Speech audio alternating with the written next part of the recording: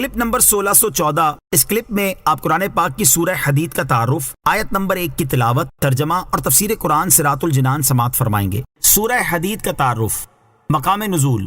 سورہ حدید کے مقام نزول کے بارے میں ایک قول یہ ہے کہ مکیہ ہے اور ایک قول یہ ہے کہ مدنیہ ہے۔ رکوع اور آیات کی تعداد، اس صورت میں 4 رکوع اور 29 آیتیں ہیں۔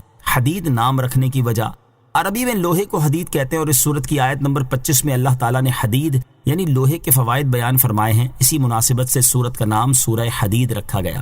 سورہ حدید کی فضیلت، حضرت عرباض بن ساریہ رضی اللہ تعالیٰ عنہ فرماتے ہیں، تاجدار رسالت صلی اللہ تعالیٰ علیہ وسلم سونے سے پہلے مسبحات سورتوں کی تلاوت فرماتے اور ارشاد فرماتے، ان صورتوں میں ایک ایسی آیت ہے جو 1000 آیتوں سے بہتر ہے۔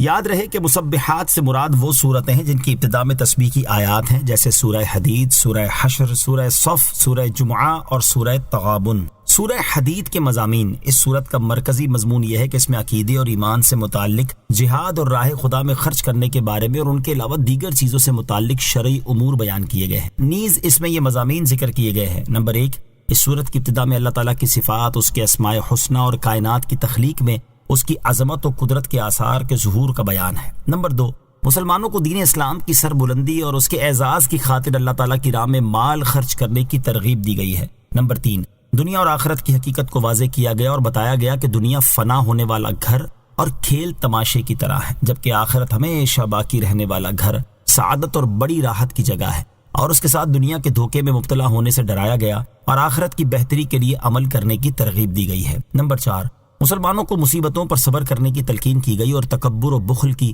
مذمت بیان کی گئی۔ نیز اللہ تعالیٰ سے ڈرنے اور انبیاء اور رسل علیہ الصلوۃ والسلام کے راستے کی پیروی کرنے کا حکم دیا گیا۔ نمبر 5، اس صورت کے آخر میں سابقہ امتوں کے حالات سے نصیحت حاصل کرنے کا کہا گیا اور اس سلسلے میں حضرت نوح علیہ السلام اور حضرت ابراہیم علیہ الصلوۃ والسلام کے واقعات بیان کیے گئے۔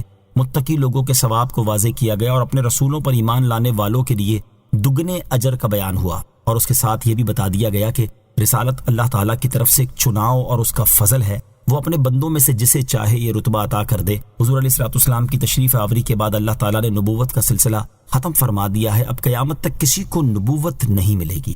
سورہ واقعہ کے ساتھ مناسبت، سورہ حدید کی اپنے سے ماقبل سورت واقعہ کے ساتھ مناسبت یہ ہے کہ سورہ واقعہ کے آخر میں تسبیح کرنے کا حکم دیا گیا اور سورہ حدید کی ابتدا میں تسبیح بیان کر کے گویا ہمیں اس کا طریقہ سکھا دیا گیا، یا آسمان و زمین میں موجود چیزوں کی تسبیح کا ذکر کر کے ایک اور انداز میں ترغیب دی گئی ہے۔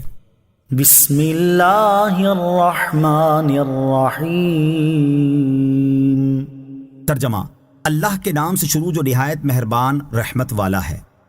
سبح للہ ما فی السماوات والارض وهو العزیز الحکیم۔ ترجمہ، اللہ کی پاکی بیان کی ہر اس چیز نے جو آسمانوں اور زمین میں ہے، اور وہی عزت والا، حکمت والا ہے۔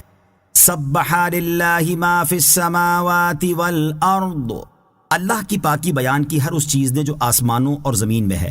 اس آیت کا خلاصہ یہ ہے کہ جو کچھ زمین و آسمانوں میں ہے، چاہے وہ جاندار ہو یا بے جان، سب زبان حال اور زبان کال سے اللہ تعالیٰ کی پاکی بیان کرتے ہیں، یعنی یہ کہ وہ اللہ ذات میں، صفات میں، افعال میں اور احکام میں ہر نقص و عیب سے پاک ہے، اور اس کے رب ہونے کا اقرار کرتے اور اس کی اطاعت کا یقین رکھتے ہیں، اور وہی اللہ عز و جل غالب اور کامل قدرت والا اور اپنے تمام افعال میں حکمت والا ہے۔